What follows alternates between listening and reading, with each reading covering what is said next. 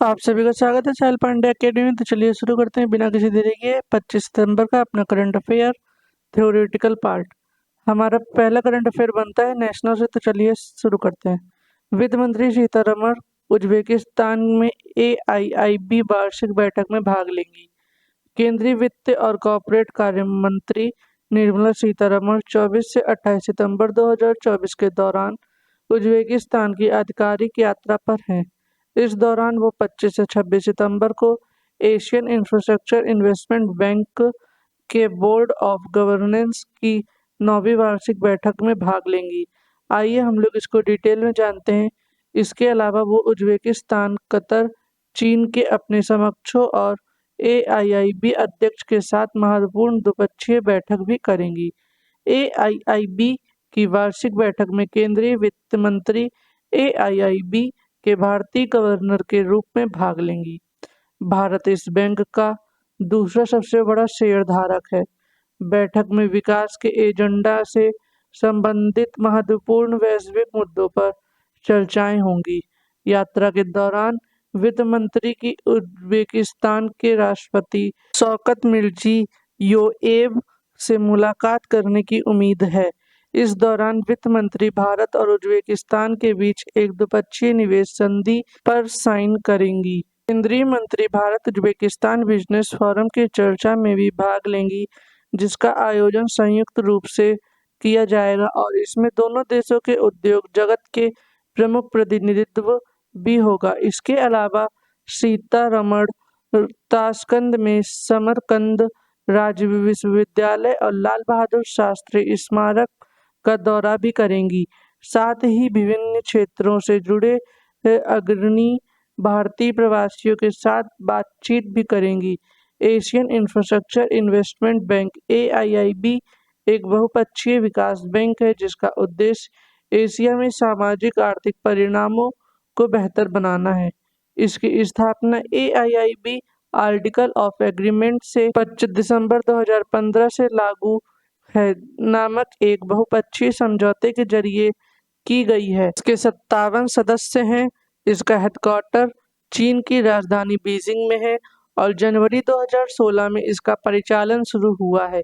AIIB के 109 सदस्य हैं, जिसमें 96 पूर्ण सदस्य और 13 समन्वित सदस्य शामिल हैं। हमारा अगला करंट अफेयर इंटरनेशनल से बनता है। आइए जानते हैं। PM मोदी ने समिट ऑफ द फ्यूचर को संबोधित किया। प्रधानमंत्री नरेंद्र मोदी ने 23 सितंबर की रात को समिट ऑफ द फ्यूचर को संबोधित किया। इसका आयोजन संयुक्त राष्ट्र न्यूयॉर्क में हुआ। इस समिट यानी शिखर सम्मेलन का विषय बेहतर कल के लिए बहुपक्षीय समाधान था। आइए हम लोग इसको डिटेल में जानते हैं। समिट ऑफ द फ्यूचर में बड़ी संख्या में विश्व भर के नेताओं ने भागीदारी की। इस समिट का मकसद धरती के भविष्य को आने वाली खतरों से बचाना है। समिति में ग्लोबल पीस, सतत विकास, क्लाइमेट चेंज, मानवाधिकार और जेंडर जैसे मुद्दों पर चर्चा हो रही है। 2021 में United nation chief Antonio Guterres ने एक मीटिंग बुलाने की मांग की थी, इसमें इन चुनौतियों पर चर्चा हो सके। ये समिति 3 साल की देरी से हो रही है। दरअसल 2015 में UN ने दुनिया के खतरों को पहचानते हुए वर्ल्ड लीडर्स के सामने 17 लक्ष्य रखे थे। लगभग 10 साल पूरे होने पर इनमें से सिर्फ 17 गोल ही अचीव हो पाए हैं। 1970 से 2021 के बीच क्लाइमेट चेंज की वजह से 11,778 आपदाओं में 20 लाख से ज्यादा लोगों की मौत हुई। UN हर हाल में इन्हें रोकना चाहता है। एंटोनियो गुटेरेस का मानना है कि अगर दुनिया ने अभी कोई एक्शन नहीं लिया तो धरती को बचाने में देरी हो जाएगी। इसलिए UN ने 22 और 23 सितंबर को समिट ऑफ फ्यूचर हुआ। PM मोदी ने अपने भाषण में कहा कि भारत के लिए वन अर्थ, वन फैमिली और वन फ्यूचर एक प्रतिबद्धता है। यही प्रतिबद्धता हमारे one earth, one health, one sun, one world, one grid जैसे पहल में भी दिखाई देता है। हमारा अगला करंट अफेयर है। विदेशी मंत्री जयशंकर ने G4 देशों के समकक्षों से मुलाकात की। 23 सितंबर को विदेश मंत्री S जयशंकर ने G4 देशों के अपने समकक्षों से मुलाकात की। इस दौरान भारत की ओर से यूनाइटेड नेशंस सिक्योरिटी काउंसिल की अर्जेंट रिफॉर्म के लिए सामूहिक प्रतिबद्धता को लेकर चर्चा हुई। आइए हम लोग इसको डिटेल में जानते हैं। इस दौरान जापान के विदेश मंत्री यूको कामिकावा, जर्मनी की विदेश मंत्री अन्नालेना बेरबॉक और ब्राजील के विदेश मंत्री माउरो विएरा से मुलाकात की। G4 ब्राजील, जर्मनी, भारत और जापान का एक समूह है जो यूनाइटेड नेशंस सिक्योरिटी काउंसिल्स के स्थायी सदस्य बनने के इच्छुक हैं। G4 देश UNSC की स्थायी सदस्यता के लिए एक दूसरे का समर्थन करते हैं। G4 राष्ट्र पारंपरिक रूप से उच्च स्तरीय संयुक्त राष्ट्र महासभा के वार्षिक सत्र के दौरान मिलते हैं। अंतर्राष्ट्रीय शांति और सुरक्षा बनाए रखने की साल 1945 में संयुक्त राष्ट्र चार्टर के जरिए यूनाइटेड नेशंस सिक्योरिटी काउंसिल की स्थापना हुई थी। इसके 5 स्थायी सदस्य हैं: संयुक्त राज्य अमेरिका, रूस, फ्रांस, चीन और यूनाइटेड किंगडम। सुरक्षा परिषद के अस्थायी सदस्यों को 2 साल के कार्यकाल के लिए चुना जाता है। हमारा अगला करंट अफेयर बनता है स्टेट न्यूज से। आइए जानते हैं। पंजाब में आम आदमी पार्टी सरकार में 5 नए मंत्री शामिल। 23 सितंबर को पंजाब में सीएम भगवंत मान की अगुवाई वाली आम आदमी पार्टी सरकार की कैबिनेट में 5 नए मंत्री ने शपथ ली। पहले तरुणप्रीत सिंह ने शपथ ली, जिसके बाद रविंद्र गोयल, हरदीप मुंडिया, डॉक्टर रवजोत सिंह और मोहिंदर सिंह भगत ने शपथ ली है। आइए हम लोग इसको डिटेल में जानते हैं। इससे पहले रविवार को 4 मंत्रियों की कैबिनेट की छुट्टी कर दी गई। कैबिनेट में बदलाव के बीच आज अचानक सीएम भगवंत मान ने अपने भरोसेमंद ओएसडी ओंकार सिंह को भी हटा दिया।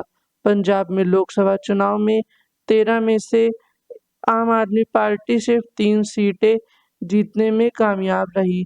कैबिनेट में बदलाव इसी से जोड़कर देखा जा रहा है। पंजाब में 18 मंत्री बन सकते हैं। 5 नए विधायकों को शपथ दिलाने के बाद मंत्रियों की गिनती 16 हो गई है। पंजाब में शपथ लेने वाले 5 मंत्रियों में से 2 अनुसूचित जाति, 2 जट और 1 बनिया कम्युनिटी से है। वहीं अनमोल गगनमान की छुट्टी के बाद से पूरे मंत्रिमंडल में अब मात्र एक ही महिला मंत्री बची है। तरुणप्रीत सिंह को पर्यटन एवं सांस्कृतिक मामले, निवेश प्रोत्साहन, श्रम, हॉस्पिटैलिटी, उद्योग और वाणिज्य और ग्रामीण विकास एवं पंचायत विभाग दिया गया है। हरजोत सिंह वैंस को तकनीकी शिक्षा और औद्योगिक प्रशिक्षण, उच्च शिक्षा, स्कूली शिक्षा, सूचना एवं जनसंपर्क विभाग दिया गया है। हमारा अगला करंट अफेयर है। पुणे एयरपोर्ट का नाम बदलकर जगदगुरु संत श्रेष्ठ तुकाराम महाराज पुणे इंटरनेशनल एयरपोर्ट किया जाएगा। महाराष्ट्र सरकार ने सोमवार 23 सितंबर को पुणे एयरपोर्ट का नाम बदलने के प्रस्ताव को मंजूरी दे दी है। एयरपोर्ट अब जगत गुरु संत तुकाराम महाराज पुणे इंटरनेशनल एयरपोर्ट कहा जाएगा। आइए हम लोग इसी को डिटेल में जानते हैं। सड़क परिवहन और राजमार्ग मंत्री नितिन गडकरी ने पहले पुणे हाईवे अड्डे का नाम बदलने की सिफारिश की थी। सोमवार को मुख्यमंत्री एकनाथ शिंदे की अध्यक्षता में हुई कैबिनेट बैठक में इस प्रस्ताव को मंजूरी दी गई। संत तुकाराम 17वीं शताब्दी के एक महान संत और कवि थे। वो भारत में लंबे समय तक चले भक्ति आंदोलन के प्रमुख स्तंभ थे। तुकाराम का जन्म पुणे जिले के देहू नामक गांव में हुआ था। इन्हें तुकोबा भी कहा जाता था। तुकाराम को चैतन्य नामक साधु ने रामकृष्ण हरिमंत्र का स्वप्न में उपदेश दिया था। वे विट्ठल यानी विष्णु के परम भक्त थे। हमारा अगला करंट अफेयर बनता है अपॉइंटमेंट से। आइए हम लोग जानते हैं। केवीएस मणियन प्रभावी फेडरल बैंक के नए सीईओ बने। केवीएस मणियन ने 23 सितंबर को फेडरल बैंक के नए प्रबंध निदेशक और सीईओ के रूप में पदभार संभाला। इससे पहले वे कोटक महिंद्रा बैंक में शामिल थे। आइए हम इसी को डिटेल में जानते हैं। मणियन ने IIT BHU बनारस से इलेक्ट्रिकल इंजीनियरिंग में ग्रेजुएट हैं। उनके पास Jamnalal Bajaj institute of management studies से फाइनेंशियल मैनेजमेंट में पोस्ट ग्रेजुएशन की डिग्री है। फेडरल बैंक लिमिटेड एक भारतीय निजी क्षेत्र का बैंक है। इसका मुख्यालय अluवा कोचिंग में है। बैंक की भारत के कई राज्यों में फैली हुई है। 1200 से अधिक शाखाएं हैं। इस बैंक की वैश्विक उपस्थिति भी है। इसके Abu Dhabi, Qatar, Kuwait, Oman और दुबई में भी ऑफिस है। फेडरल बैंक का 10 मिलियन का सबसे अधिक कस्टमर बेस है। इसके 1.5 मिलियन से अधिक ग्राहक NRI है। इसी के साथ आज के हमारे थ्योरेटिकल करंट अफेयर्स खत्म होते हैं। वीडियो को लाइक करें, शेयर करें और सब्सक्राइब करना बिल्कुल ना भूलें। हम आपसे फिर मिलेंगे 8:30 बजे अपने डेली करंट अफेयर्स के साथ में।